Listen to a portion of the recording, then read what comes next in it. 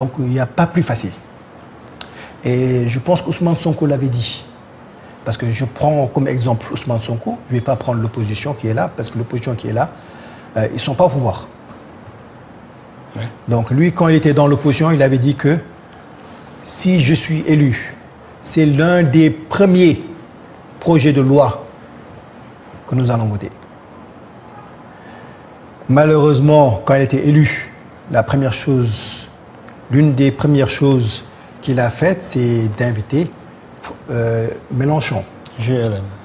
Et lui qui disait que c'est la personne qui a passé une loi pour légaliser les homosexuels.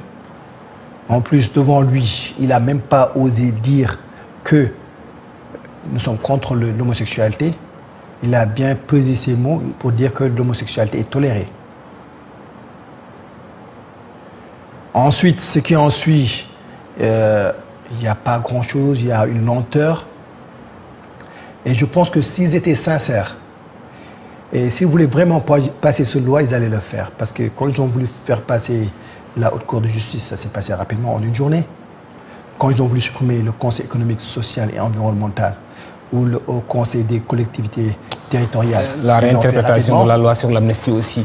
Quand ils ont voulu vraiment... réinterpréter. Voilà, interprétation, ils l'ont fait rapidement. Oui. Quand ils ont voulu lever les immunités parlementaires, oui, ils l'ont fait vraiment. Et là, ils traînent du pied. Il a fallu qu'il y ait des manifestations. Mais il y a quand même une promesse venant du porte-parole du gouvernement. Non, c'est la personne de M. Sarré. Oui. Donc, il a fallu que les gens manifestent et se rendent compte que les gens sont mobilisés pour finalement dire que oui, nous allons faire quelque chose par rapport à cela. Ils savent très bien qu'en ce moment, s'ils ne le font pas, ils ne vont plus gagner d'élections au Sénégal. Parce qu'ils avaient utilisé ça en 2022 contre Macky Sall pour aller aux élections. Ils savent très bien que l'opposition va utiliser cela contre eux.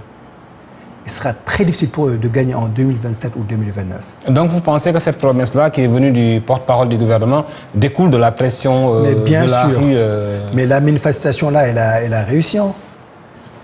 La manifestation que les gens qu'on avait faite la dernière fois, ça a réussi. Et quelle est la position de votre parti par rapport à cette question? Non, nous, on est pour la criminalisation. Je pense que tout le monde est pour la criminalisation. Et je ne sais même pas pourquoi ça traîne. C'est l'un des projets les plus faciles à faire passer. Et quand tu as un consensus comme cela, c'est-à-dire que la population est pour, l'opposition est pour, et vous êtes soi-disant pour, qu'est-ce qui tarde? Vous avez fait aussi, en tout cas beaucoup de pays, en France, vous avez fait là-bas votre formation. D'aucuns me disent aussi que cette question-là, elle est liée à des considérations politico-économiques par rapport à certaines pressions internationales, des firmes internationales également, qui pourraient mettre en tout cas des pressions sur ces régimes-là. Et c'est la raison pour laquelle... C'est-à-dire que nous, on n'a presque même plus de relations avec la France. Parce que quand pas que la France, il y a l'FMI, il y a la Banque mondiale. J'arrive parce que la France, on n'a presque plus de relations. On a viré les bases françaises hors du Sénégal. Et je ne pense pas qu'on considère les Français. L'autre pays qui peuvent nous poser problème, quand Biden était là, les pays qui avaient passé des lois anti-homosexualité, ils étaient sanctionnés. Oui. Mais on a Trump. Trump qui est contre l'homosexualité, je pense qu'il a même passé des décrets pour interdire certaines choses que les homosexuels faisaient. Je pense que Trump serait très content aujourd'hui si le Sénégal passe une loi contre la criminalisation. Donc la venue de Trump est une aubaine? Bien sûr. C'est-à-dire que toi, même ce que Macky Sall n'avait pas, toi tu l'as. Parce que c'est Biden qui mettait la pression, il n'est plus là. Maintenant, le gars qui est là, qui mettait la pression, maintenant, le gars, il est contre les homosexuels. Donc, qu'est-ce que tu attends? C'est le moment ou jamais. Parce que si Trump part, que les démocrates reviennent, il y aura encore la pression. Il y aura des sanctions. Mais là, il n'y a aucun risque. Donc, je ne pense pas que c'est la pression. Mais aujourd'hui, nous, Sénégalais, on est en train de leur mettre la pression. Et ils savent que s'ils ne passent pas cette loi-là, c'est fini pour eux. Hein. Il n'y aura plus d'élections où la PASTEF va gagner.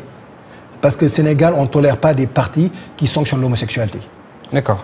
La question de la régie sur Intercompte, on en parle. Il y a Pour le moment, 5 ministres qui sont incriminés par la Haute Cour de justice. Il y a aussi d'autres dossiers gérés par le pôle financier judiciaire. De façon générale, comment est-ce que vous analysez cette traque? Bon, sérieusement, moi, je ne regarde même pas ce qui se passe. Côté, parce